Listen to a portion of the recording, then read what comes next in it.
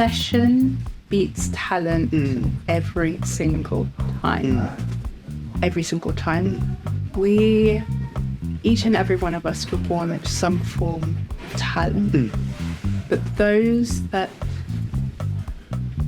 are successful are those that have been so obsessed and so unapologetic about their desire to achieve what they need to achieve.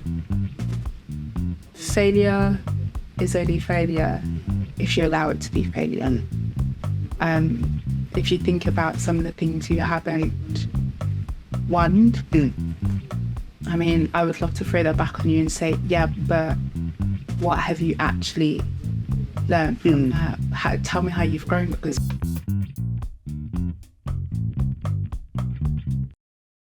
So, hello everyone, hope you're doing well, hope you're looking after yourselves. We are back.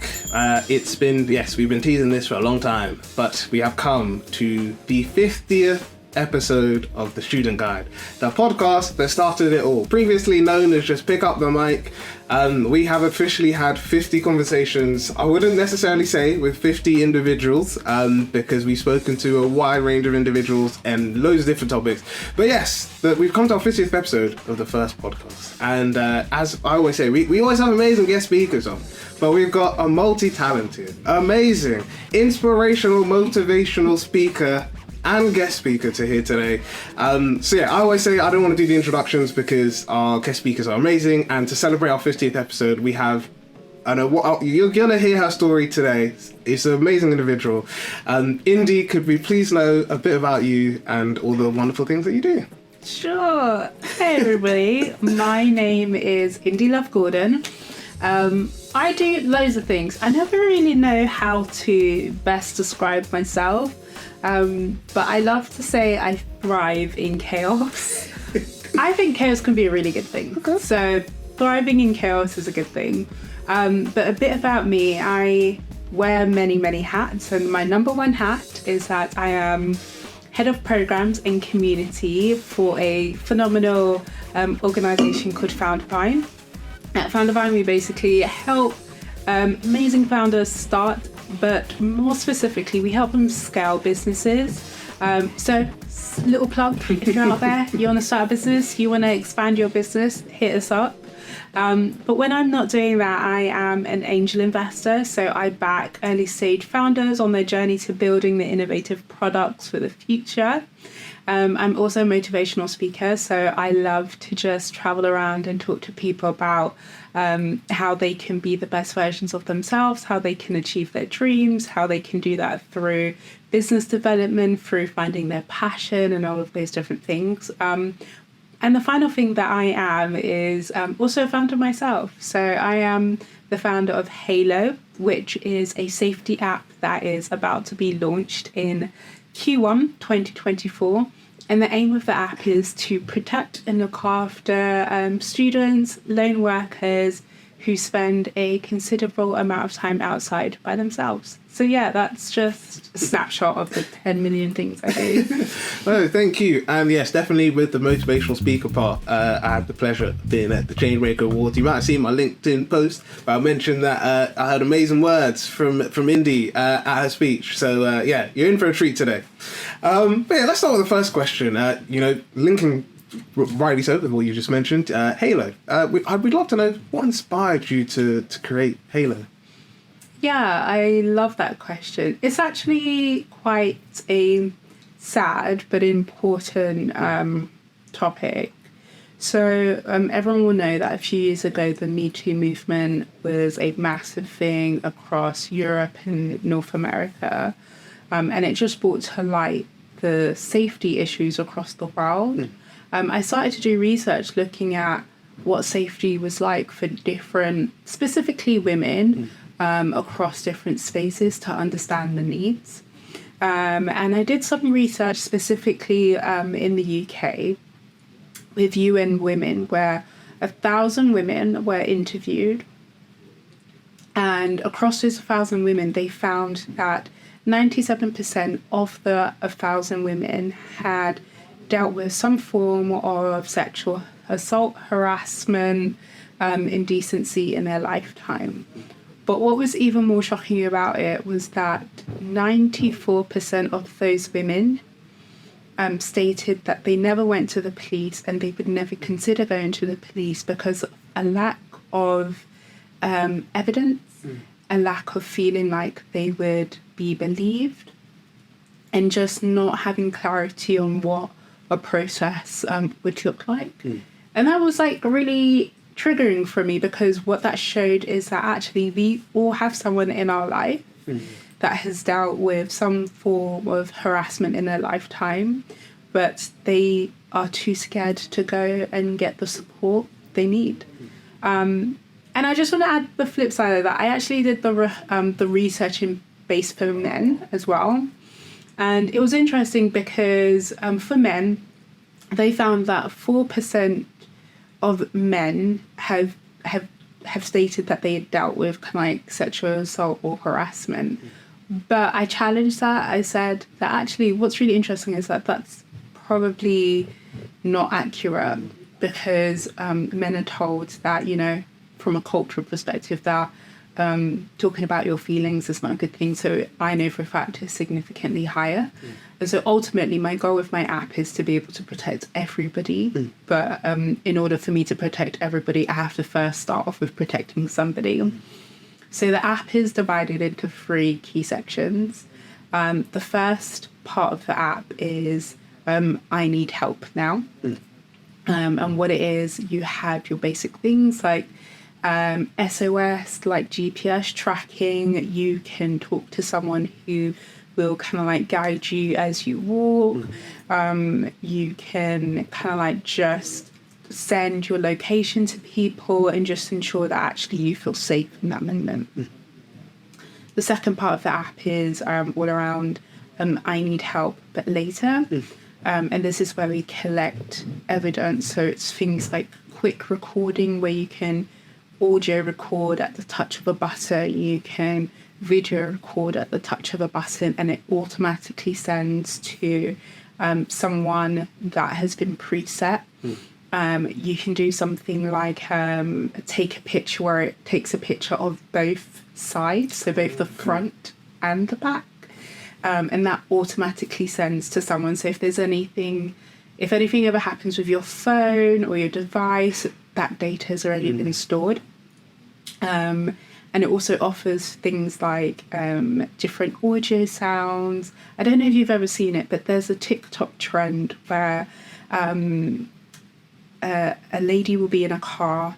So there's a guy and he'll be like, okay, ladies, I want you to play this sound when you're in a taxi.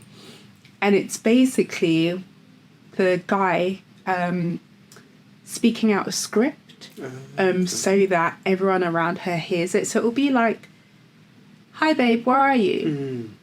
Oh, you're there. Okay, cool. Send me your location. I'm waiting for you at the location.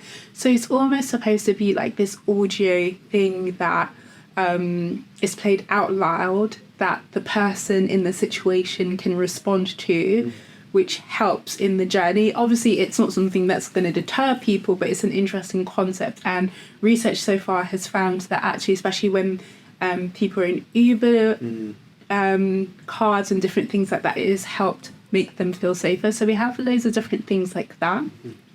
And then the final part of the app is all around the mind and the body, and helping people to understand that even in a traumatic experience, this is not the breaking of you, it is the making of you. So we offer free or discounted services for counselling, for one-to-one support, and we also offer self-defense classes, taekwondo, fitness classes, opportunities to build your physical strength and build your mind as well. And then we do a lot of advocacy work as well, because it's really important that actually it's not just about what we can do in the now, but what we can change for the future, so that one day this app doesn't need to exist and everyone can feel like they can be outside without fear of being hurt or harassed. So that's Halo.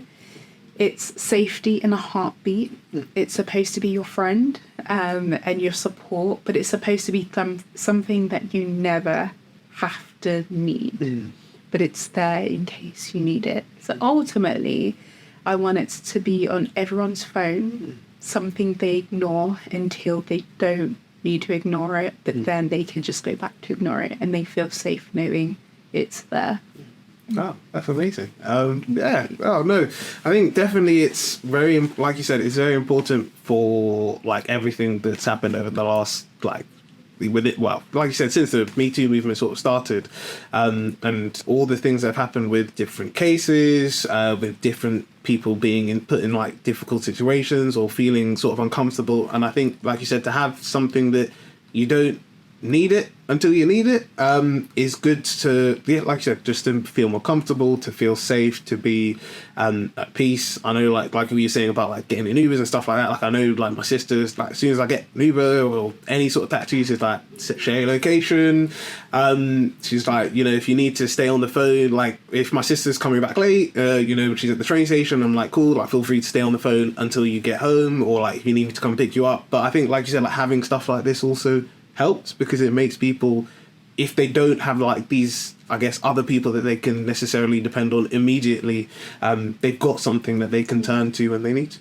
Yeah, absolutely true. And I think the thing to recognise, you just touched upon it, but not everyone has someone, which is unfortunate, and it's a sad thing. So it's like, how do we make people, regardless of, you know, where they are, who they're with, who they know, feel safe?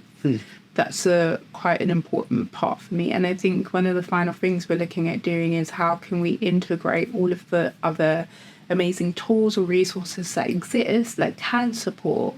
There are so many features on an iPhone that can support someone, but most people actually don't even know that half of these features exist.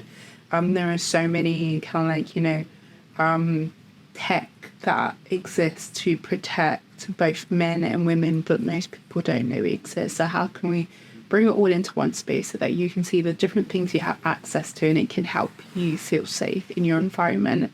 And you know, there's so many plans I have for what it looks like in the future. I think one thing I really want to do is build it out even more specifically for university students. I was having a really great conversation a few weeks ago, and someone that just started university was talking to me, and she basically said, it's really weird because I've gone from like being sheltered at home and driven everywhere to like dropped off at university, and it's like, I live by myself. I have to cook by myself. I have to travel by myself. It's like, how do you go from being a protected person to a full-grown adult? Like, it's one thing to consider rent and bills and processes and all of those things, but what about like street smarts and that life aspect as well? We tend to forget that, like, how do I actually look after myself outside of calling my mum or my dad or my brother or my sister? So it's like, I want the tool to be able to support in that way as well. And other things I've been thinking about is domestic violence, regardless of what way it goes, is a massive thing. Lockdown saw a massive spike in domestic abuse cases. Oh, There you go. Lockdown saw a massive spike when it comes to domestic abuse cases on both sides. So for me, one thing I really want to do long term is look at how can the app help people that are in situations where it's so hard to leave find the strength to actually be able to one day leave in the safest way possible. So there's so much I want to do for it. But the aim for me now is to just get it out there and then build upon it. But yeah, it is the app we don't want, but we should have. Yeah. That's really great. And yeah, I think definitely, like you said, even just to end it on the domestic abuse side of things, is I know, so for my undergraduate, we had like a report section where we had to look at sort of a environmental disaster, and an aspect of that. And one of the key areas that really stuck out to me was the way mental health and things such as whether it's to do with like any type of abuse is impacted sometimes, or the effects are made worse because of natural disasters. And I think especially with things like climate change being a very important word, with things like natural disasters most likely going to increase with the increase in climate change, that's one of the things that even with that research that I came out and said that, you know, from the report, it was looking specifically at Hurricane Katrina, and there's loads of documents you can look into it that show, like you said, that things, especially like environmental factors as well, can increase it. It's a big thing. Look at so we've just entered into a cost of living crisis. Like, it would be really interesting in 2 years to do some research to understand the effect that has had on the home life, because it increases stress, it increases everything. So there are going to be massive things that are going to happen from that. So it's really important that we do a lot of the thinking now so that we can support like as those hurdles come. And I think one thing to remember is that in a perfect world, none of these things will exist. But unfortunately, we don't live in a perfect world. And so what I know I can do is be honest and say, these situations happen, but I can create something that can lessen the effects of these situations long term, and hopefully one day really change and decrease the amount of times these things happen. So long term thinking. Definitely. Yeah, we're going to go on to the next question. So you've explained a bit about what Founder Vine is and the work that they do. But I guess an important question is, why did you decide that you wanted to work at Founder Vine? Ooh, I love that question. I never really get asked why. I'm really fortunate. I come from an entrepreneurial family. We are all very creative beings. My mum is the most powerful woman I know, not because she's my mum, because she's annoying. But she's powerful because of her wisdom and her insight. When we were all younger, we were given two options. You go to university, and the bare minimum is you do a master's straight away. Like, you do your undergrad, then you go straight into your master's. Or you do your undergrad, and you will then have the opportunity, she'll give you some seed funding to start a business. What we did, we created version 3 of that. Okay. We all got our masters, but then forced her to give seed funding to start businesses. Okay. My mum has 4 successful businesses that now are all self-operating. And so for her, when we were younger, the number one thing she taught us is that money will always come and go, but wisdom and knowledge are the most powerful things that you can hold.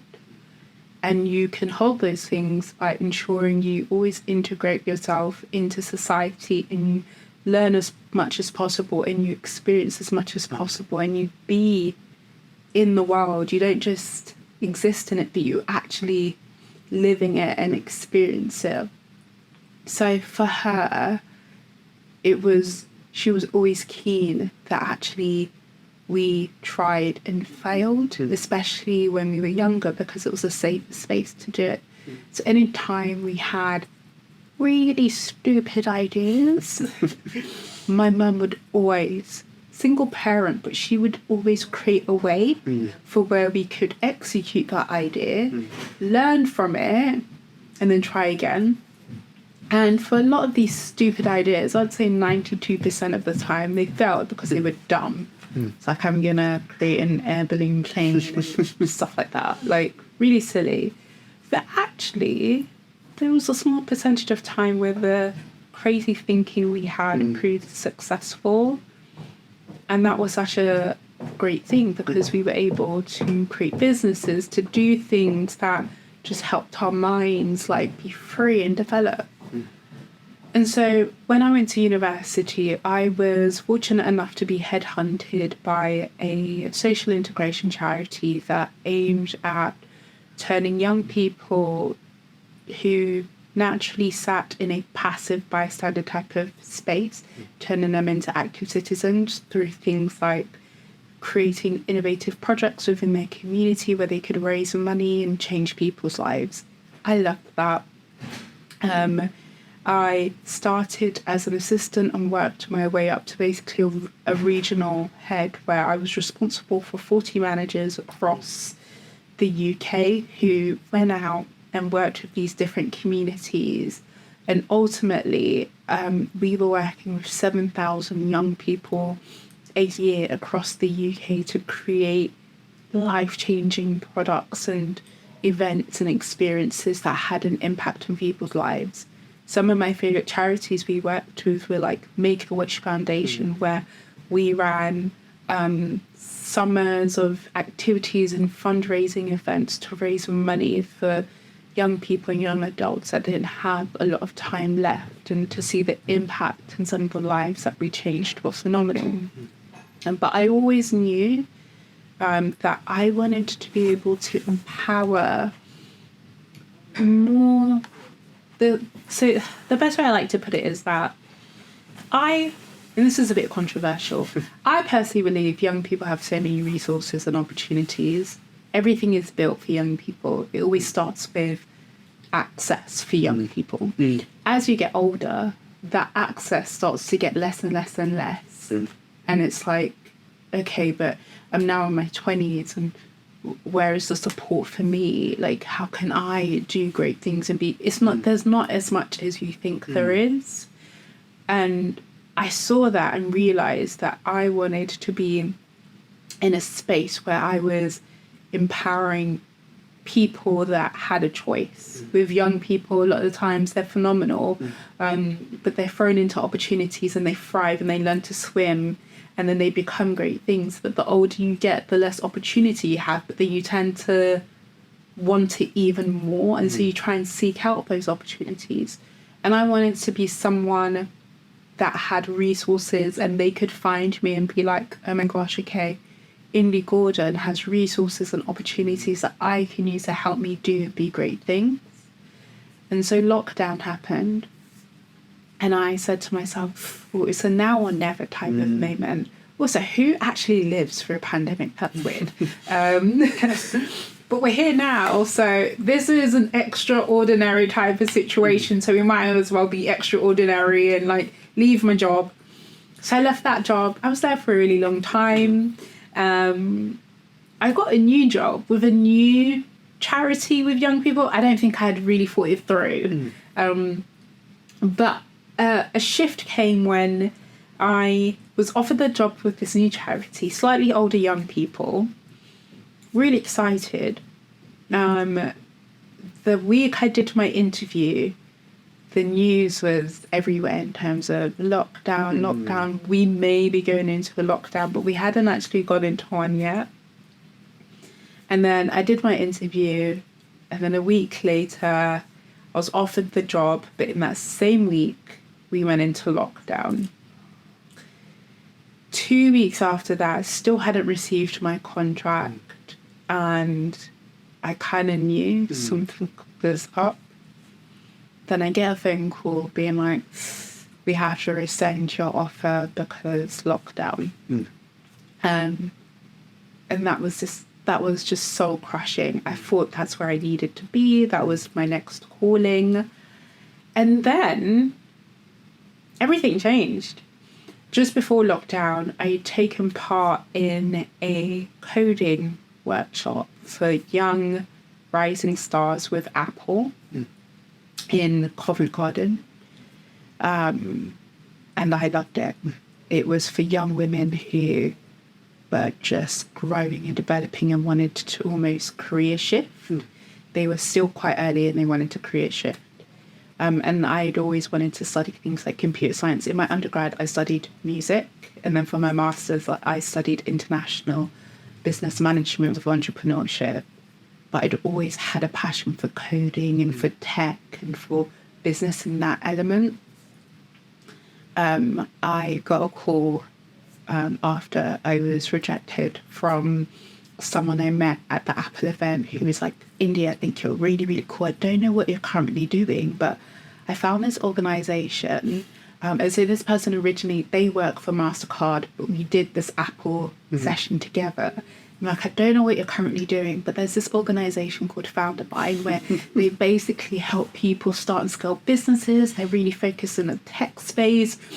And literally, I kid you not, the only reason I'm messaging you right now and I'm calling you is because it's like you, but in company form. You would be amazing for this. You should really, really think about doing it. I don't know if you have another job, maybe you can do it on like a side hustle type of thing. And I was like, oh my gosh, like God was paying attention to me. He was like, I've got something better for you. And then I got the job at Foundervine, and what was even more exciting about that is I had originally had to take a bit of a step down to do the job at Foundervine. Absolutely nothing wrong with that. Super early startup at the time when I joined. There was all of like 6 of us in the company. So I was really excited to be part of a small, niche, tight-knit team. But God, again, then was like to me, no, I have better plans for you. And in the space of, I'd say it's like 10 months, I had jumped 2 roles. I had gone from a program manager to senior program manager to what I currently am, head of a department, the biggest department in the company. And then God was like, no, I have even more plans for you. And then he gave me the ability with the other 2 leaders, Cecil and Izzy, to launch our Ghana office, which as of today, there are 10 people in Ghana and almost 30 people in the UK. And I look after the majority, the lion's share of those people in the work we do. And that's how it started for me. I have recently graduated at Harvard University. I studied computer science, my 3rd degree. I'm severely dyslexic as well. I'm neurodivergent. And people often ask, how did you do it? I don't know. Like, I'm just someone that is led by God and faith and the words of my mum, knowing that if you want to achieve something, there is nothing you cannot achieve. There's always a way to get there. And sometimes you have to find a different path to get there, but you can get there. And since then, I've become an angel investor because I saw that, it's not enough for me to help founders. I need to give. I need to sow a seed into them to see them grow. And then it was, okay, but now I just need to, when I became a speaker, it wasn't just about talking to founders, because for me, being a speaker, it's not just about speaking, it's about coaching as well. It's giving them access to information and insight that they would have to struggle to find. That was such a big thing for me. And so, and then being a founder, I've always been a founder. So I have my first business when I was a kid. My mum was like, you have to get a job when I was 11. So I got a paper round where I would like go and deliver the paper. There you go. So my first job, I started delivering the paper. But then I realised I wasn't supposed to be a worker, but a boss. So I ended up getting all of my neighbourhood friends, and I was like, I will pay you to deliver on behalf of me, and you just come and prove that you've done the job. And that's how it started. And then I started, after that, a company called Curve Apparel, where it was through clothing and experiences, teaching people how to love themselves. Once they learn how to love themselves, they would then be left free and they would go and live in that love. And then once they'd done that, they would come back and liberate others. And we did that. We had a clothing brand that was attached to it.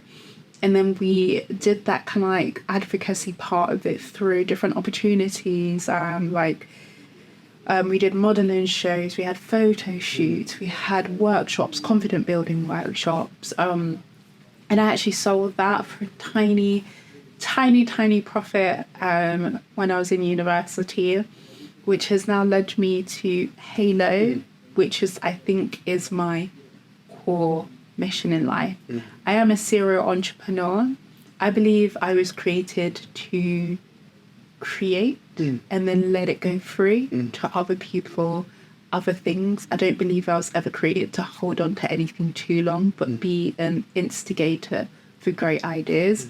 So ultimately, Halo isn't mine to own. It's supposed to be for the world. So long term is that I can exit Halo and allow it to exist in the world as something that can be really beneficial for people. I told you she's got amazing things to say. Because I think generally, like you said, like just a few things to comment on is, I think one, like you said, like parents can have such a huge impact on your entrepreneurial journey.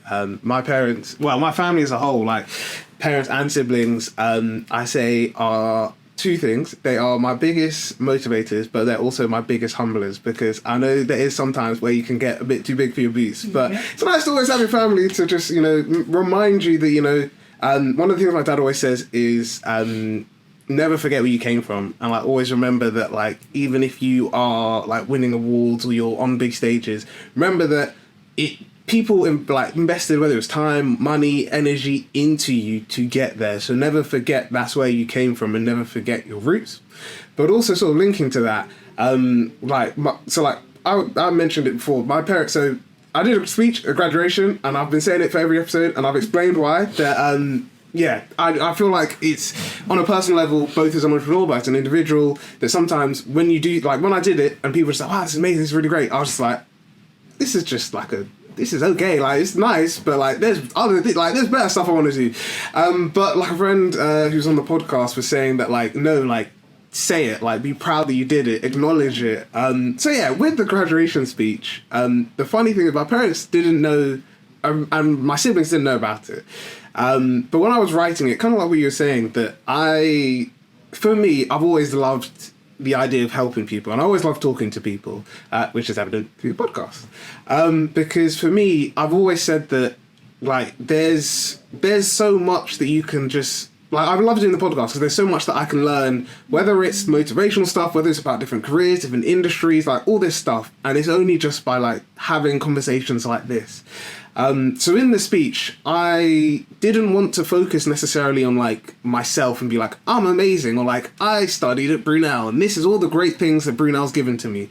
Because for me, at the end of the day, similar to what we were saying here, that there are so many students and young people that get to graduation and they're just like, cool, what do I do next? Where do I go next? Like, there's like a 23-year-old who's like started a business and they've got a 6-figure salary, or they've got like a massive YouTube or Instagram following. I'm just measly old me. I've just graduated from uni and I don't know what I want to do next. So the whole point of the speech originated from, and like I always joke, I'm not a PlayStation. I don't have a PlayStation. I'm not the biggest fan of PlayStation. I'm an Xbox fan at heart. But there is a PlayStation game called Uncharted, and they did a film. And in both the game and the film, the main character has this quote that I didn't even know about until I started like watching the game, and it's called "Sig Parvis Magna." It's Latin, and it loosely translates to greatness from small beginnings. And it was a quote that Sir Francis, I don't know if he originated it, but in the game they say that Sir Francis Drake, like, that was essentially his motto. And like for me, it's always just explained that, like, no matter how big or how small or no matter how many things go, you're in your small beginnings. And the main aim of that speech is to say, like, greatness will come for it.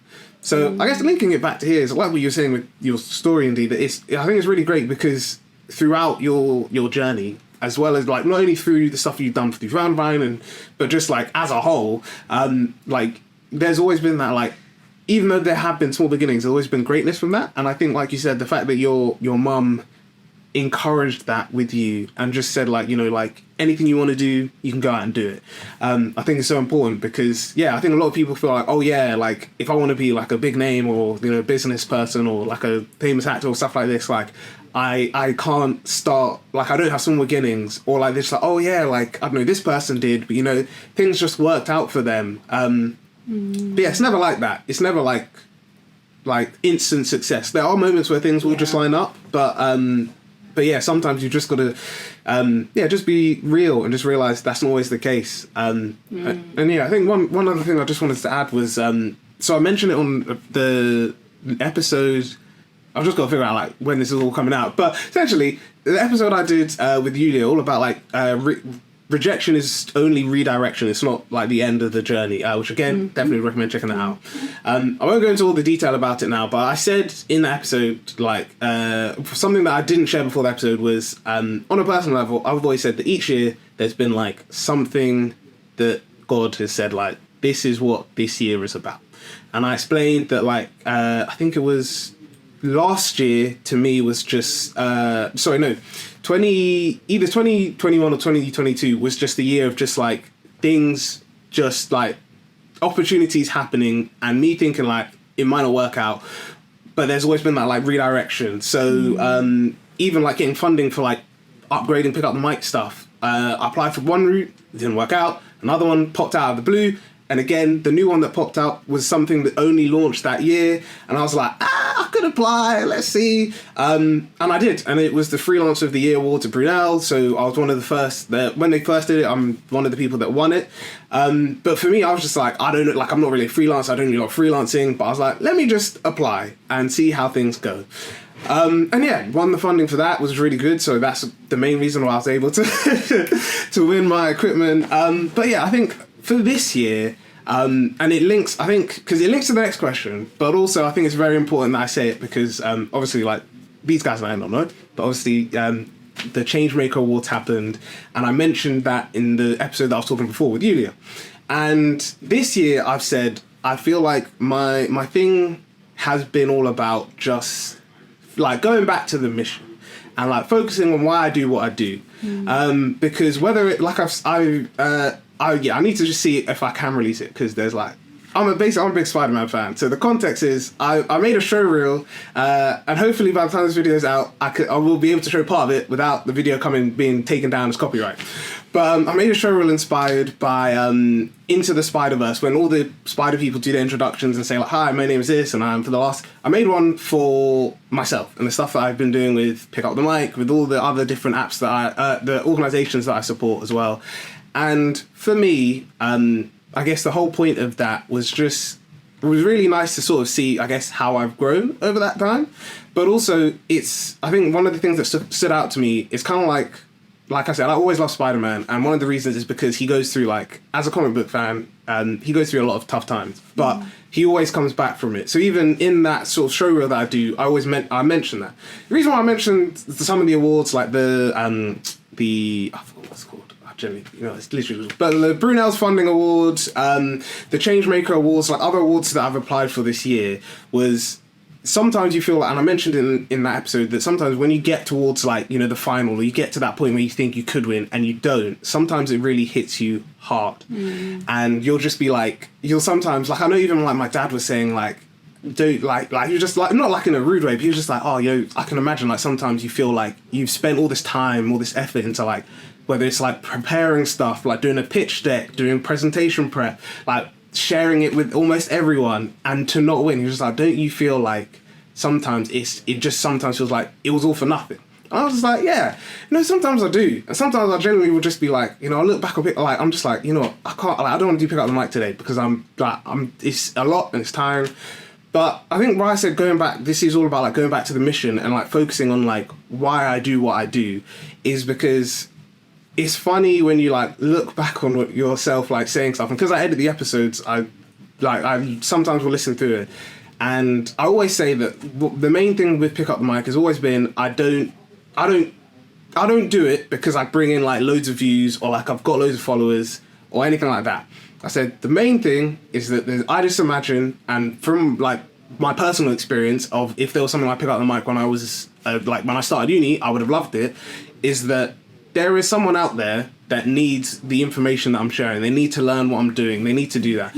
And whether getting these awards or not shouldn't deter me or change that enjoyment I get from doing Pick Up the Mic. Because yeah, like I said, doing the episodes is fun. Even editing them, it can be long, but it's fun. But there are times when you're just like, oh, like literally like what Indy was saying, of like, you just feel like, I've got to stop. I'm like, you know, this is like, is what I'm doing even fruitful? Are people benefiting from it? But yeah, I've always said that I know from people I've spoken to, from like when I share stuff like episodes that we do on LinkedIn, there are people that are just like, yeah, like whether it's guests that have said like, oh, like I wanted like a platform to speak about something and I've never had it and you gave that to me. Or it's like people in the audience who are just like, wow, I didn't even know about all this stuff. To share that opportunity with them has been, it's been great. So yeah, this year's all been about that. Just like going back to the mission, focusing on what I'm doing and just never letting, whether things do or don't work out, never forgetting why I do what I do. I love that. One thing. Yeah. Obsession beats talent every single time. Every single time. Each and every one of us were born with some form of talent. But those that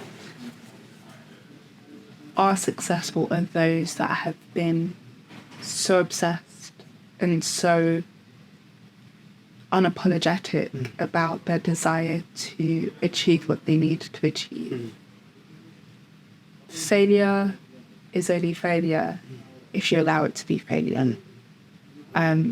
If you think about some of the things you haven't won, I mean, I would love to throw that back on you and say, yeah, but what have you actually learned from that?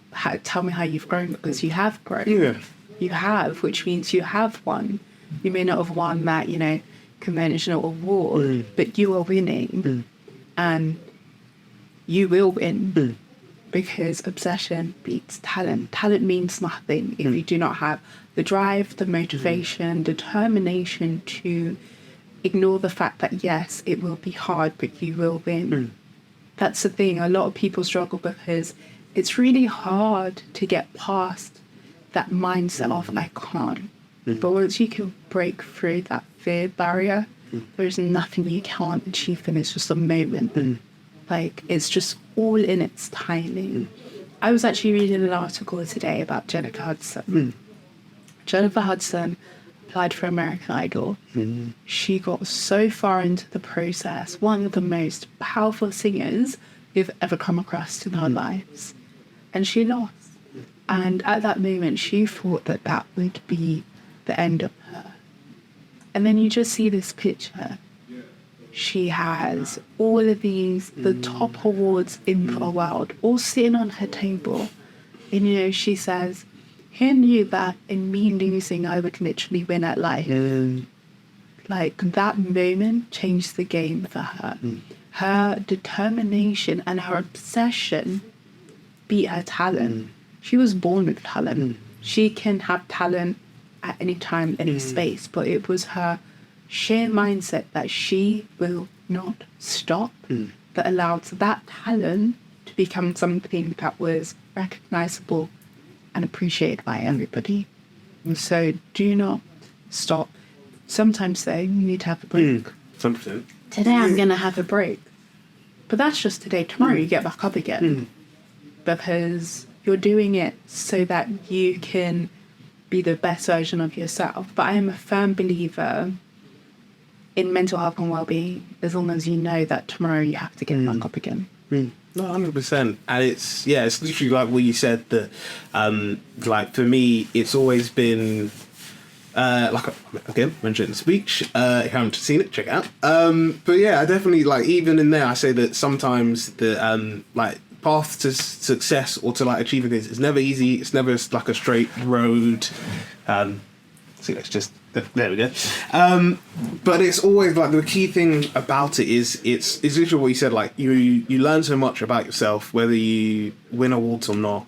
And I think for me, like this, for me personally, this last year I've just seen that, like, all those times when, whether it's people, you tell them what you do and they're just like, I'm like, okay, like I don't really see like how this could be a business or stuff like that. Or, you tell them what you do, what you study, what your passions are, where you want to go, and they don't necessarily see it.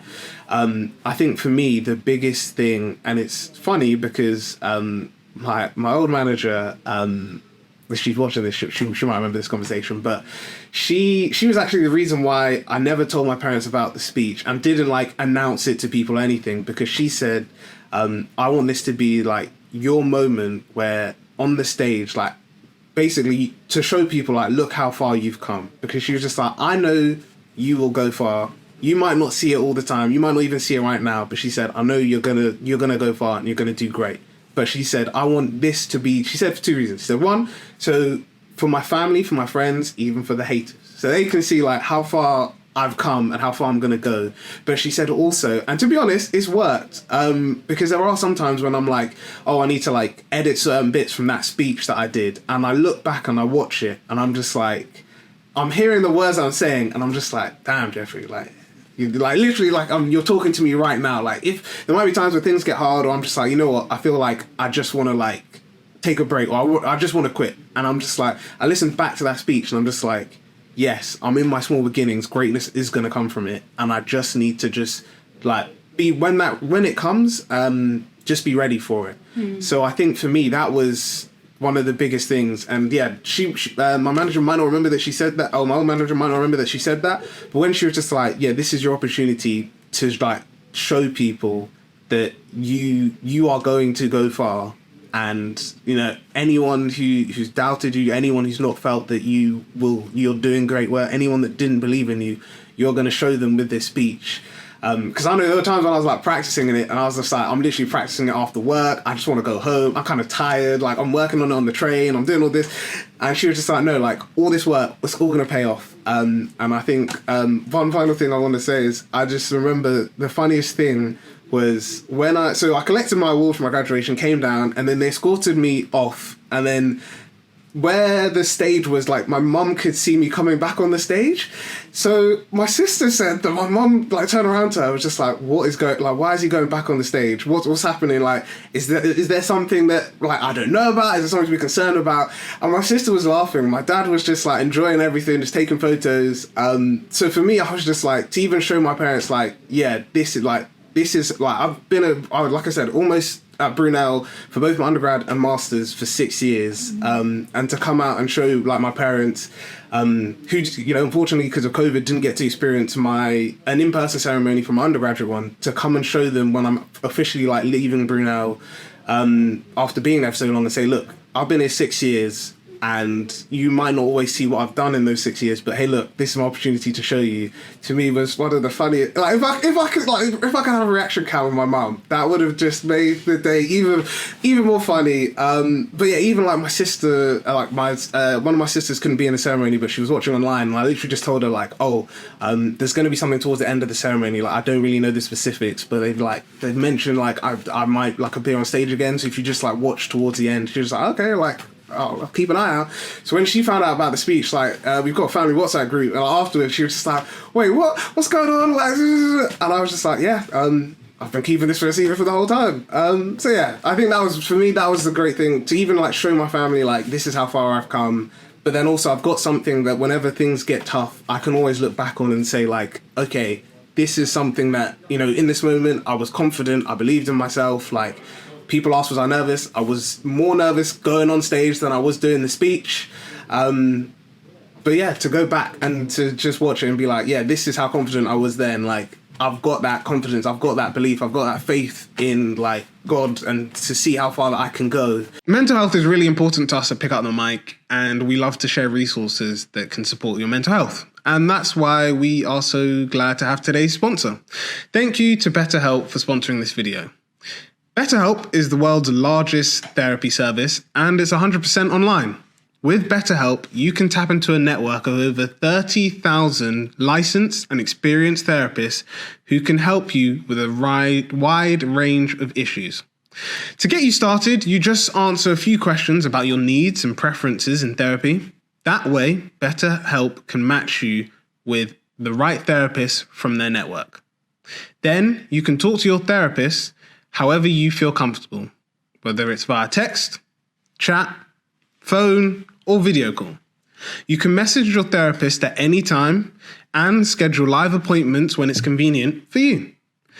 If your therapist isn't right for any reason, you can switch to a new therapist at no additional charge. With BetterHelp, you get the same professionalism and quality you expect from in-office therapy, but with a therapist who is custom-picked for you, more scheduling flexibility, and at an affordable price. Get 10% off your first month at betterhelp.com/pickupthemic. I've also linked them down below in the description. So again, that's betterhelp.com/pickupthemic, MIC, and start your journey today. But to know that that's something I can always go back to is, really important. I love that. That's amazing. That's amazing. Thank you. But yeah, we've been speaking about success and failure, and I probably will have to add this as a segment at some point, because we like to, for this season and for some of our other episodes, we've been speaking about a time where failure or rejection or a setback has turned into like a success or a redirection, and I would love to know an opportunity or a moment, when that happened to you, Indy. Every day. I fail every day, but I don't quit. But I think one of the biggest setbacks I've had that has just turned itself into a really great blessing is actually this year. It happened this year. At the end of March, I was diagnosed with breast cancer.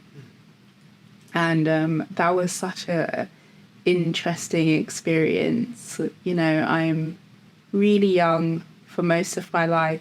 I'm type 1 diabetic, so I've always had kind of like a genetic disorder, but in reality, because I've had it for so long, I'm still very much like lucky go through type of energy, that young mentality of we've got the rest of our lives in front of us.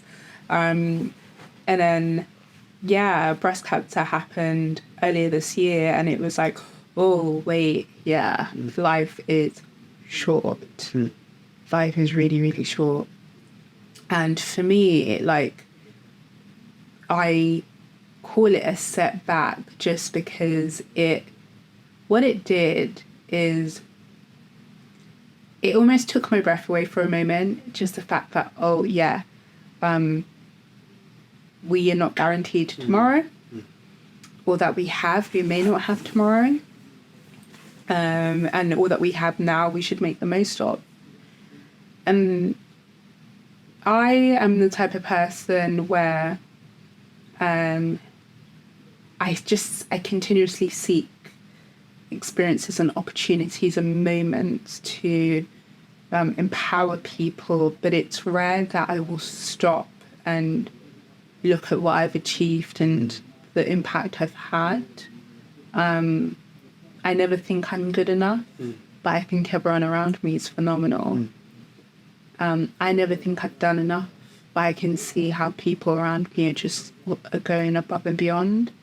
So it's a bit of a weird thing because I am a very grateful person, but I sometimes struggle to look inwards and be grateful for all that I've achieved. So sometimes there's that habit of you've done one great thing, but you just keep it moving. You don't really stop and celebrate. You're on to the next. And it's like, oh, girl, you need to actually stop. And I think that moment allowed me to stop. I was still working because my brain just needed to continue to exist and do things. But I'm quite a reflective person anyway, but what it did is enhance my reflection. It made me actually appreciate all that I had done, appreciate all the struggles I had had in the past. I had created this version of Indy. It made me look back and realise that I am both the same person but a very different person to who I was a year ago. It made me realise the things I really like about myself and the fact that I'm a little bit quirky, but I'm smart, but also really stupid at the same time. But I am a disruptor and I'm unapologetic. And when something is in my mind, you cannot tell me otherwise. But in learning all of those things, it then fueled who I now know I want to be and how I need to get there. Parts of it anyway. The rest of it is up to God to decide. But I think sometimes we just live life and it's almost like we're an autopilot. And what it did is take me off of autopilot and remind me that actually there's still so many great things to achieve, but actually let's also look at all the great things you have achieved. And, you know, since then, there are so many new ideas that I now have that I want to execute, not just for me, but everyone else in my community. There's, I started an accountability dinner with phenomenal founders where we can sit and be and give gratitude to the things that we have achieved, but also problem solve against the things, the struggles that we're dealing with. And that's a new thing. And to have community is such a beautiful thing. So I say it wasn't necessarily a setback, but a jump that has allowed me to... I've never thought inside of a box, but now there are no lines to how I think. I used to say it was more like a circle before, but I think even now the circle doesn't exist, and it's just like, the best way I can describe it, it's like just colours. It's just all of it like, whoa, but it's super, super cool, because now if you were to ask me if I think I can achieve things, what I'll say to you is that there's nothing I can't achieve. If I achieve it or not is absolutely down to me, because God has given me everything I need to thrive.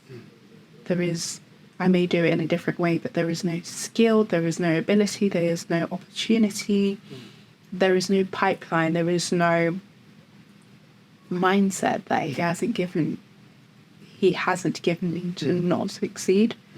But now it's a choice in whether I succeed or not. Yeah.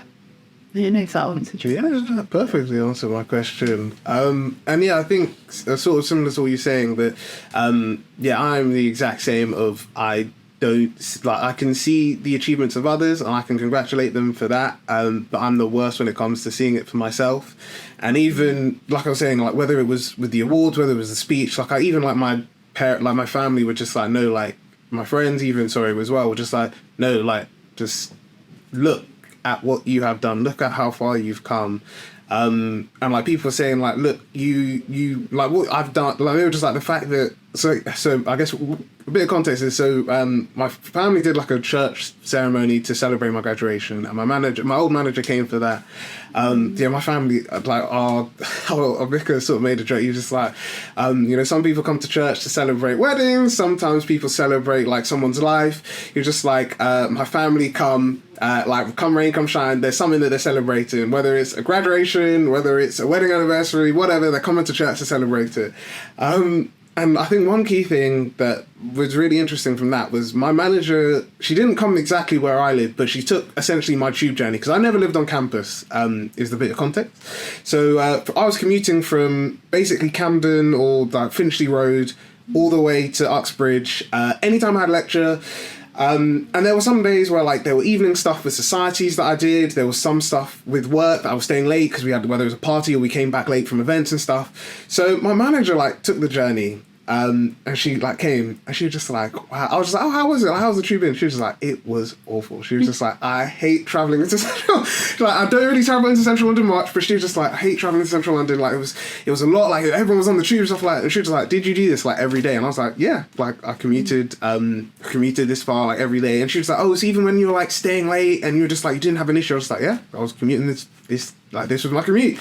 And she was just like, wow. She was just like, and you still enjoyed coming to Brunel? And I was just like, yeah, I enjoyed every moment of it. I wouldn't have changed it, and it was fun. And she was just like, yeah. So I think with that, I guess my whole point is that, sometimes you do need to just like pause and see like how far you've come, like what you've done. Because 100%, like you've done amazing work, Indy. Like I said, 100%. And even like I think it's like I said, we it's not like we've known each other for long. We only met in May at Founder Fest. But like the amazing work you've done, like I said, the Changemaker Awards was amazing. Had a great time. Networked with loads of people. Food was great. The entertainment. It could be better. The entertainment was amazing. Like the tables, the goodie. Like I had a great time, and I think 100% you should always like you've done a lot, and the speeches from everyone, from the hosts, from the people who won awards, from yourself. There was such a great energy in the room, and it was something that I'm very grateful to have even been included in that space. So yeah, 100%, you're doing amazing things. So yeah, thank you. You're welcome. It's so lovely to hear people's reflection and how they found it. Yeah, for me, I can't wait until the next year to see just what else we can do. But that night itself was phenomenal. Because I think all of us as founders just spend a lot of time in our heads trying to build the next thing and do the next thing and achieve the next thing. And it was just so nice for a moment to come together and just be like, wow, we've actually achieved a lot. And I think what I really loved about that night specifically, it was a room filled of what I like to call the arrived and the arriving. I think sometimes we are so bogged down in our own worlds, we forget there are so many people out there that can like support us on our journey, or people that we can look up to who have experienced similar things and come out the other side and are thriving. So in every situation I build, it's really important for me that there are people there that are across the entire journey, that arriving, or they've just got there and they're about to arrive, but they're not quite there yet. And then they arrived, and it's like that beautiful exchange with growth and development. And I think that was a perfect space where you had people that had been in the game in terms of business and entrepreneurship for longer than we've been alive, and people that have just started their journey and had achieved so much, and people that are looking to start their journey. I think for me that was phenomenal. Yeah, and I think one other thing to add was, I think definitely from a representational point of view as well. Well, yeah, first with the representation, because I think not only as like to have loads of founders, but to see black founders, to see male founders, to see female founders, all different ages, all different walks of life, but they're all doing, like you said, whether they've arrived, whether they're arriving, but they're all doing like incredible stuff. And to see like all of them, to speak to them, which is my second point, because there was, I don't remember the person's name, but there was some person that when I was coming in, they had like photos, and they were just, they didn't have someone to take a photo with, and they were just like, oh, do you want to have a photo together? And I was like, oh, yeah, sure. And I found it funny because later on, the person, I don't remember the award they presented, but they were presenting an award, and I was just like, wow, okay. So you know what's funny? His name's Horatio, and I would love to put you two in contact because he's phenomenal. And yeah, he was one of our judges and our presenters. He runs a phenomenal organisation that is all around empowering the next generation of leaders. He does a lot of work in the House of Lords, Number 10, and you guys would be great together. So yeah. Thank you. But yeah, it was literally just that, like, so, and people, because I think also sometimes people feel like, especially with whether it's founders or like with business people, that they can't be that level of humble, and they're just like, oh yeah, I'm like this big name, but everyone was just like very chill. And like when people were just dropping like, oh yeah, my company does this, I was like, wow, damn. And like, we're just having a conversation, and people were always just like they'd see you and be like, oh wow, you look great, like, oh, you're like oh, you know, oh, it's great seeing you here, like, what are you doing? And for me, I just found it funny because I just went in only knowing like two people, and to leave with like so many different connections, to see like so many people that I'd even seen at other events, and we didn't really we spoke for a bit, hadn't really continued the conversation, but to be there as well and see like, oh wow, like this is more about your business, like, oh wow, and to see some of them who were like nominees, to have friends who were nominees and to win awards, and to see that work for me was just like incredible. So yeah, it was an incredible night. We've come to the last question before I'm going to hand over to Indy to ask me the question for passing the mic, but anyone who's looking to get into entrepreneurship, I think specifically with young people, that seems to be... Oh, here we go. Yeah. There we go. It seems to be like one of the biggest things that young people are getting into is I think kind of like what you mentioned, whether their parents allow them to or not, to sort of like explore this entrepreneurial, creative side to themselves. A lot of young people are getting into that space where they're just like, I don't want to do a job that I don't like. I want to do what I'm passionate about. And whether that's something that already exists, whether that's starting something new, a lot of young people want to get into those spaces. So if there is someone looking to get into entrepreneurship, they're looking to start their own business, what advice would you give to them? Yeah, I love this question. There are so many things I would say. Firstly, social media is your best friend. I think sometimes we use social media and we talk about it from a negative standpoint in terms of the bad effects it can have. But what it has done that is really positive is become a phenomenal search engine that can teach you anything about starting a business. I'm a firm believer, if you're starting a business, means your first business is something you're passionate about. Don't start a business that you're not passionate about.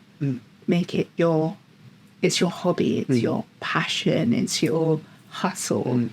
Because what that does is, in that initial development, it means that even in the hard times, you're doing something you love. And you are determined and passionate about it. So the first place is to find people that are doing what you want to do. And social media is a really great platform for that. Secondly, my number one tip is to shoot your shot. I always say, listen, the worst I can say is no. The best I can say is yes. The middle ground is, oh, I know someone. But shoot your shot. If I say no, you haven't lost anything. But there are 2 additional opportunities for you to gain something. Ask questions, be cheeky, go to events that you were never invited to, and seek out people. Do you know... And I can't say who it is yet, but hopefully soon I'll be able to. I was like, one day, I really want a super famous mentor, or I at least want someone to give me an hour of their time that's like really, really famous and really successful. And I was like, I'm just going to shoot my shot. I'm just going to like send 100 emails to 100 founders that range from billionaires to the super... creative founders, and I'm going to see who responds, and if no one responds, I'm going to go to the next 100. And I did that. And I managed to get someone that was willing to give me their time. Because actually, for a lot of people, giving time costs nothing. It's an exchange they're willing to do. And the conversation and the insight and the resources you can get from a simple conversation where we're just sitting here chatting is phenomenal. So the biggest piece of advice I can give is to shoot your shot. Like, go out there, and you don't have... Shooting a shot doesn't mean being loud, by the way. It means being confident in your own skin, in your own voice, to ask for those things. It can be as simple as, can we connect on LinkedIn? And then maybe in a month's time, it's like, hi, I met you at this event. Can we grab coffee? Or... Can I share? A beautiful thing that happened is I delivered a session for Ray and Nephew a few weeks ago. And literally yesterday, I received an email from one of the people, a LinkedIn message from one of the people that attended the event to say, Indy, I loved your session so much. I decided to go and rethink some of my business ideas. And I've created this phenomenal idea that I just want to share with you.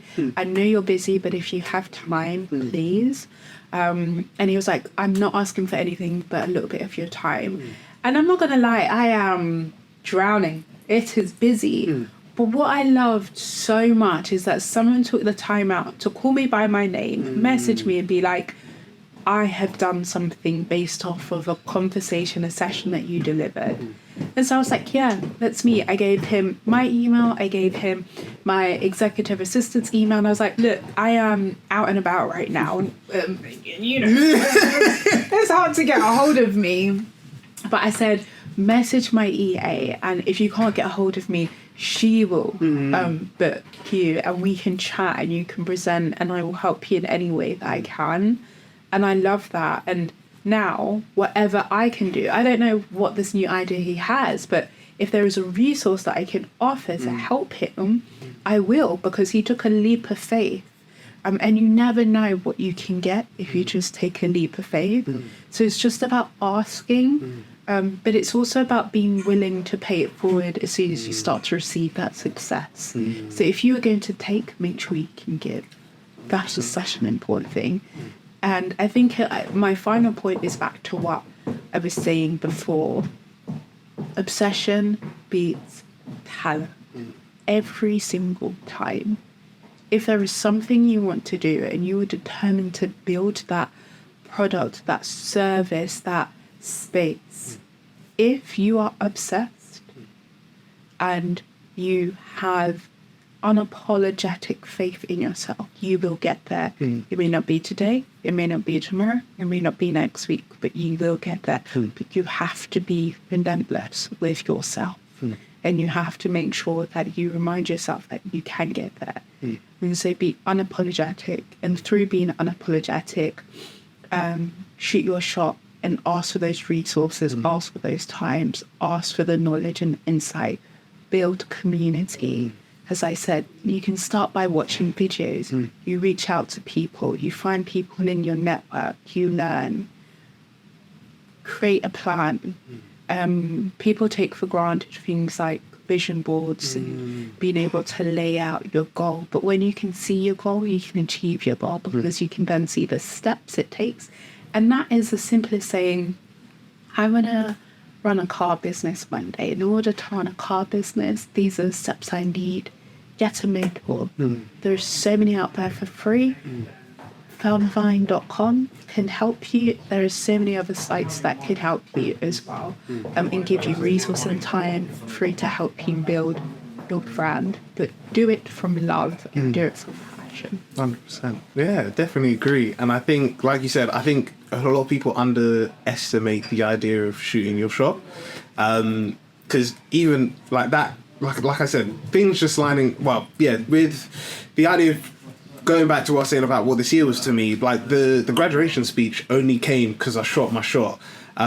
Because I was just like, I really like speaking, I like doing event hosting, I like public speaking, and I wrote a speech, my graduation speech, like what it basically was on the train when I was coming back from uni one day, and I told my manager, my old manager, I was just like, hey look, like, I've done this. Now I would love to do it at graduation. And I was just like, I don't even know if I can do it on my own. I was like, a graduation, like if I wanted to do a speech, how could I do it? She was just like, well, let me get in touch with the graduate. She was just like, why wait? Do it now. And I was like, okay. And she emailed the graduation team, and like it was just by chance. It was God's grace, because the VC, our new VC, was just like, he wants students and union officers to give speeches at graduation. He was just like, while it's great to have all these other like staff members speak, he said no, the focus should be on the students. So I remember like emailed, and then I think it was just like maybe the following week, like I got an email back and it was like, like you can happily do it. Like you just have to fill out application form, and it was great. Then there was a whole concern because there had been a mix-up with one of my final pieces of coursework, so they were just like, we don't know if you're even going to be able to do it. And I was kind of stressing because I was like, I have this great speech, I want to do it, it's gonna really impact people, and I was getting like a bit stressed because I only had like a weekend to do a bit of coursework. But then literally it just like I said, it all worked out in the end. And for me, I think the funny thing was literally, like you said, just that the fact that if you told me before, like, Jeffrey, you're going to do like a speech or a graduate, literally, if you told me this time last year, as I'm going into the final year of my master's, that I'm going to do a speech, even a speech at graduation, let alone at my own graduation, And even me, like I sometimes have the biggest mouth, and even the day of my graduation, my dad came into my room, and I was like practicing my speech because I was like, oh, let me try and like make sure I remember everything and stuff like that. And I was doing it, and then my dad was just like, what are you doing? Like, you need to start getting ready to go. And I was just like, I'm just like work stuff. I'm just like reading stuff. I just got to make sure I can do this for work. And he's like, why are you doing work? Like, you got your graduation, you got to think about that. So for me, I was just like, the fact that I didn't even tell anyone, like I kept it. It was a tough secret to keep, because especially I was practicing after work. I was like seeing where I'd be doing it and like getting feedback and stuff. So my family was just like, why are you coming back late? I was like, you know what, work was just, I had a lot to do today. But yeah, I think shooting your shot, linking it all back to that, is just like, sometimes you just got to be like a wild think and be like, yeah, I'm going to do this. And even from that, I've said like I said, I'm interested, like I've always wanted to do a TED Talk. So now my next thing is like, I'm going to find a way to do it. I'm going to find someone or an organisation that, I mean, obviously you can nominally say as well, self as well, which I'll be doing. But I'm also just like, I'm going to like find places where people want to hear from me, because I'm just like, I feel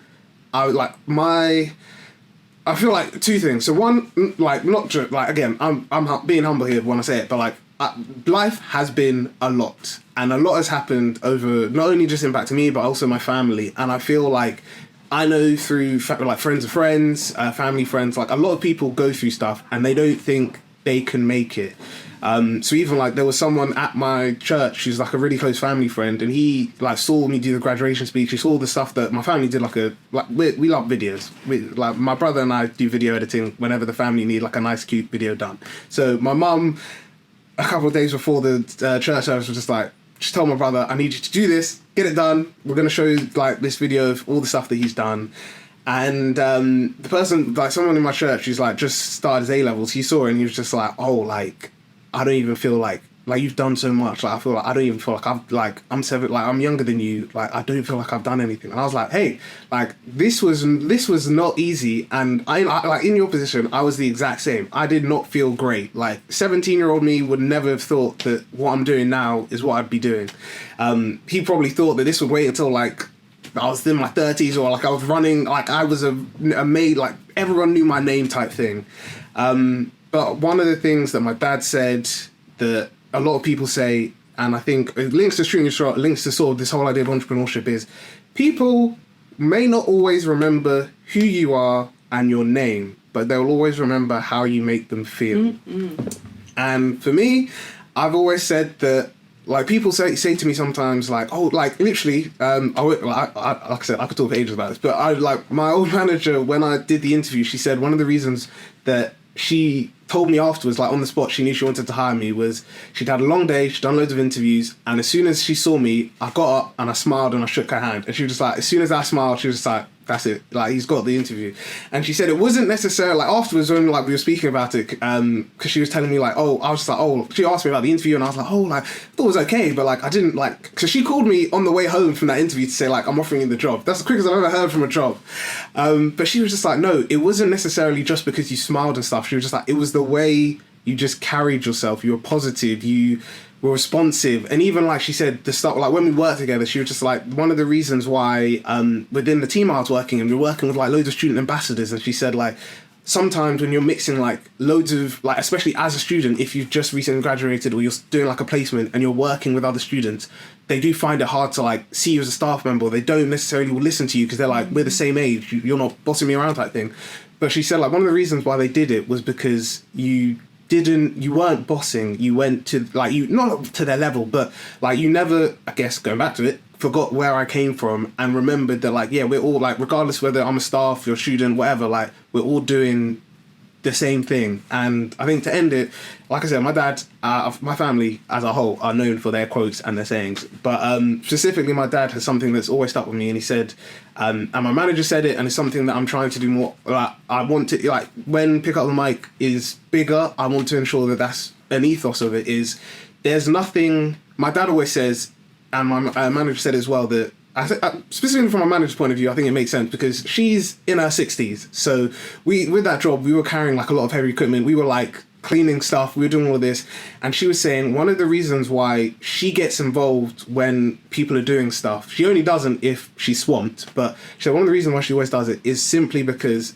like if I'm telling you to do it, they're like, and I can't do it, then that's wrong. Because she was saying, who am I, like, regardless if I'm your employer or whatever, if we're doing like a workshop or things are getting tough and I can't actively get involved, I can't support, who am I to say that? Even my dad said, like, if I'm like, I don't know, like volunteering or I'm doing stuff and like people, like someone needs a helping hand and I'm like, I can't do that for you, who am I then to sort of like think that like I'm somehow better than you? So I think also linking it to shooting your shot is always just like that idea of just remember that you, like, you're not only are you given this opportunity, like you said, you're given all these amazing opportunities, and like I said, I think God gave me, like, my family joke that I've got a big mouth. Say I got it from certain members of my family. I won't call them out on the podcast, so they'll come after me. But I think for me, it's just like sometimes you also got to look at who you are as an individual, and I've always said that you know, people wonder why I got into like entrepreneurship, why I'm interested in that, why I want to grow a business, and I've said that I can teach you about like sustainability, environmentalism, why this stuff's important. I can talk to you about like why there needs, like I can like do a presentation on why like representation in any form is important. I can talk about like I can do a video on like, oh, podcasting or generic video, but I can also instead, and more importantly, I can do it in a way that is relevant to you and emphasizes with you, because I've been through tough times, I've gone through tough times, and I feel like there's so many people that feel like they can't get there, like, oh, because you're, like, you know, everything, like I said, literally lining up before, everything like lines up for certain people, and that's why they're able to do all these things. And yeah, I've always said that I want to share my story because I know that that was not the case with me. I know for a lot of people on the podcast, that was not the case for them. So yeah, I think definitely one of the things that I do want to say, and with the entrepreneur series that's going to launch hopefully soon, the Hustle Chronicles, like that's one of the things I want to show is that you don't have to, like, if you want, whatever you want to do, you can start, and it will be tough. It will sometimes feel like it's a lot, but there's so much you can just do if you just go for it, and you'll always look back and you'll be like, yeah, I did this. Whether it worked out, like you said, whether it didn't or it did, there's so much you'll learn about yourself, what you can do, what you're passionate about. So yeah, rather than me sitting and speaking to a camera for like 30 minutes on a subject, I can bring people on, I can have an interesting conversation, I can like make jokes, I can make it lighthearted, I can make it so you as an audience feel welcomed, but also the guest speakers feel welcomed. Because yeah, I've been in those other situations where, you know, it's very static, it's very like just reading off a slide, and I've always said that I've hated that because of it. So yeah, like I said, I love to talk, but I'm gonna end it there. But yeah, I think that's the most important thing to me with entrepreneurship is there's always someone that wants to hear your story. There's always someone that can benefit from you. So never feel like sharing your story or talking about what you do is like a bad thing. Yeah, we'll do great things. I love that. Thank you. But yeah, we've now come to passing the mic, where I won't actually be passing the mic, but instead I'm handing over to Indy. You can ask me any question, as many questions as you like about my journey, anything I do, any questions that you've got, let me know. I love that. Thank you. I don't have a question, but I have a request. Go ahead. One request. It's been lovely to hear about who you were and who you are, and, you know, who you're going to become. I think one thing I've reflected on over the last year is that we often spend so much time regretting who we were, and we often feel like we have to apologize for who we were, which is fed into who we are, but sometimes we may not be fully happy with who we are. And I really want to change that narrative. So I have a request. Okay. There's a phenomenal site called futureme.com where you can send an email to yourself. And my request is that I want you to face us now. I want you to visualize Jeffrey 5 years from now. Okay. You are all that you had prayed about, you have worked for.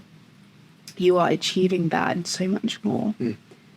And instead of sending yourself a message of apologies, I want you to take a moment to celebrate all that you've achieved.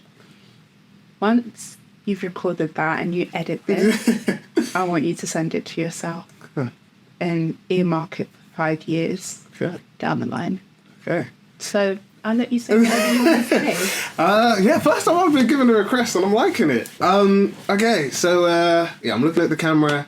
It's been 5 years. That was so special. Thank you. That was so special, and there's just so many beautiful things that is in your pipeline, and you are and you will be so phenomenal. And so I'm so looking forward to seeing all of those things that come up for you. So that was great. I have no more questions. You have achieved what I wanted. Oh, perfect. No, thank you. I've never done that before. I found it very therapeutic. So I might even ask members of the team to do it as well. 2023. Future Jeffrey, enjoy your day. Have a great time. I will see you very soon. I think. So usually, we have an NC of the month, and I had someone lined up. So we've mentioned Found Divine in the past as an MC. They do incredible work. We'll definitely be getting all the details for that and letting you know what's happening in the coming weeks. So you won't miss out on anything. And then I was thinking of like an organisation or individual. It was going to be Stephen Bartlett and the stuff he does with Diary of a CEO. If you haven't checked out that podcast, please do. After this, I kind of for MC of the month. I'm going to be a bit selfish and just say that, I'm going to put myself as MC of the month. I'm going to be selfish and do that. And it makes sense. For the 50th episode... Yeah. Do that again, but we're going to keep this. But we're going to keep this in? Yeah. But please, stop saying that you're going to be selfish. Okay. And just say, it's me this month. Okay. Because I am that great. Okay. And so the MC of the month, after discussing many different people, this MC of the month is gonna be me. Celebrate 50 years. Well, by God's grace, we will definitely be celebrating that in big style. But 50 episodes of our first podcast. Because if you told me that 2 years ago, even that our first, we would get past our first season, I was already a bit concerned that it wouldn't get past that. And then when my friend, one of the co-founders of my friend, Samuel, was just like, let's go onto YouTube and try video again, I was just like, YouTube is complicated. You got to make sure you're maximizing it to bring in that audience. So at this stage, to have done 50 episodes, to have over 1,000 subscribers on YouTube, over 100 subscribers on Instagram, TikTok, and LinkedIn. To also, and this as a team, we always find it funny, is because our first season was 3 of the episodes were us hosting it, so we were just speaking between the 3 of us. And then the other 7, I think, of the 7 that were there, they all were either people that we knew through university or friends, or they were friends of friends. So to get to a point where now, in to end our 5th season, that we're at a point where I'm literally speaking with people that I've either literally, as we sort of shown, I've only met once, or I've never met these people, and I've just said, I've got this thing that I run, it's called Pick Up the Mic, we'd love to have you to come on and to speak. To me has been, it's been an incredible journey, and the amount of people I've met, the amount of stories I've heard, the amount of funny memories I've got from Pick Up the Mic, we're working on a nice surprise to celebrate this. You will see it shortly. To see how it's developed over this the last 2 years and the 50 episodes, where we started with just doing one podcast and now we're a podcast network. We've literally just started over a month ago doing separating into having 4 channels where we've got all this main stuff as well as our gaming, anime, and sci-fi and fantasy stuff. To have that and to look back on it and be that first episode where I joke that I probably wouldn't, I don't think I'll ever change it, of 4 minutes in, there's a bit of a gap in the audio, because when I was editing it, I didn't see that there was a gap. Someone messaged me afterwards, just there's a bit of a gap when you're listening to it, and I was just there's no gap for me. I can't see it. And then to look back and find out there actually is a gap in that episode. But to me, to look back, we're recording on Zoom, like no cameras on, just audio. There's like issues with editing and stuff. To now where I'm doing different podcasts on different things. I'm meeting different people, having different conversations. I get to talk about stuff I'm passionate about, both from like a professional sense, but funnily enough, someone who went to the Changemaker Awards, who was in the same category as me, hopefully he's going to be on the podcast, Francis, he made a joke that he finds it funny that through the stuff that I've been doing through like the anime podcast, to see like anime on LinkedIn being discussed, he just finds is the funniest thing ever.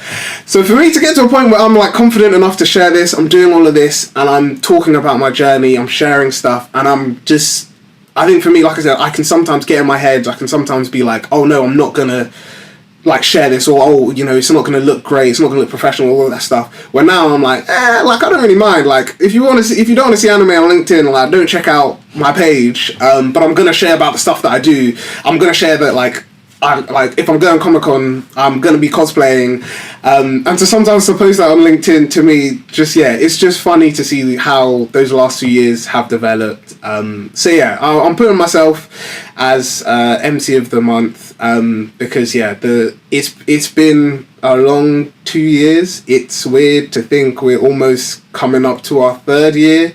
But to me, to even where like our second anniversary, was in March. So to get from March to here, and all these things that have happened, where last year, like this time last year, I would have been like, I don't see it happening. I'd have to do so much more to even get to where this is now.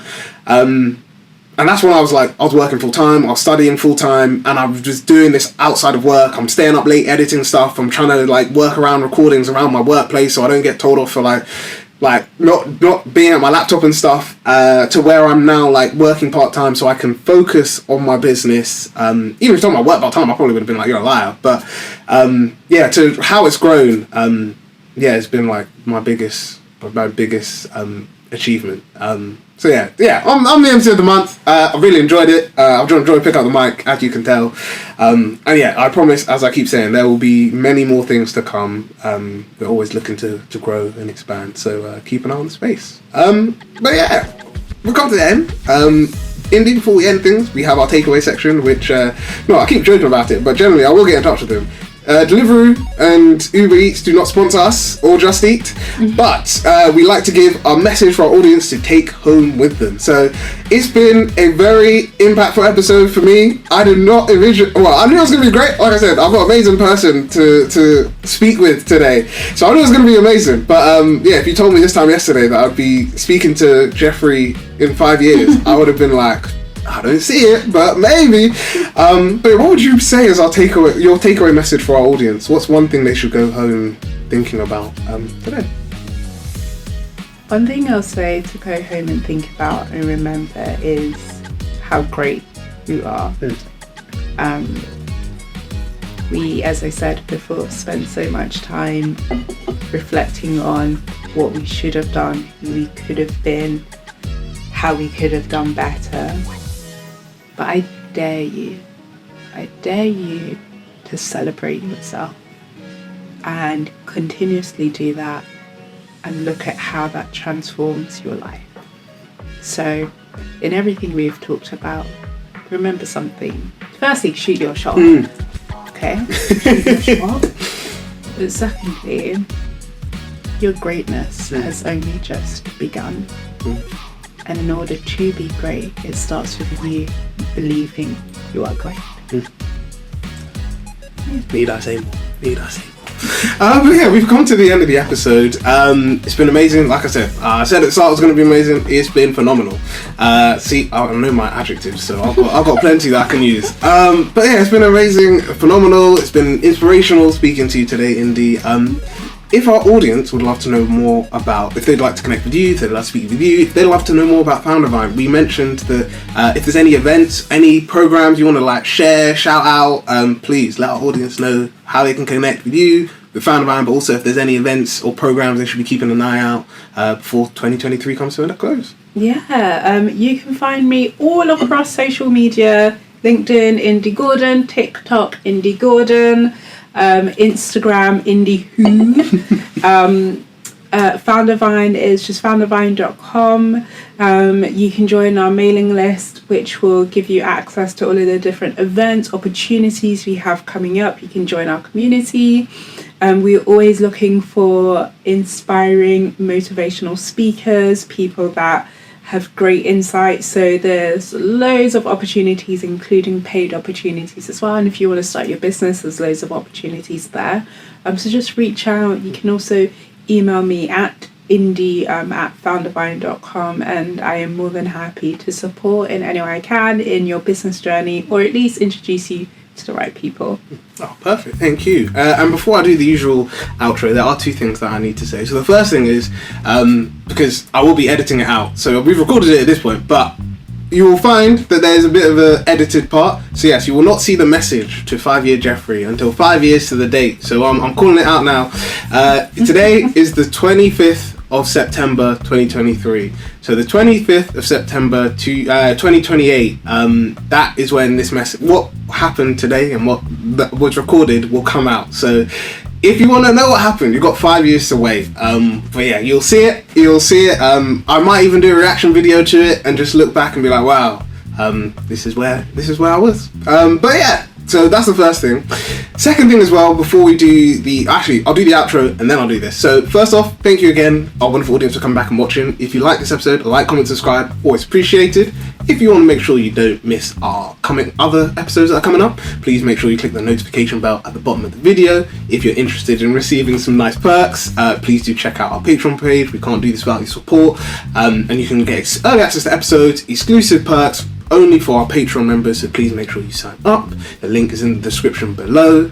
And finally, as well, if you're interested in knowing more about some of our other channels that I mentioned, so we've obviously got Senseis of Anime, our anime podcast. We also have Pick Up the Controller, the gaming podcast. And finally, last but not least, the Two Maesters with Joshua and Morgan, where you can learn more about any sort of like sci-fi, like they started with just fantasy, they're now doing sci-fi, they're doing a bit of video game lore. But if you want something and you want to learn about the lore, the history behind it, not only in the game or in the universe, but also why that idea came about, please do check out the Two Maces. They have done a lot of incredible work on just everything.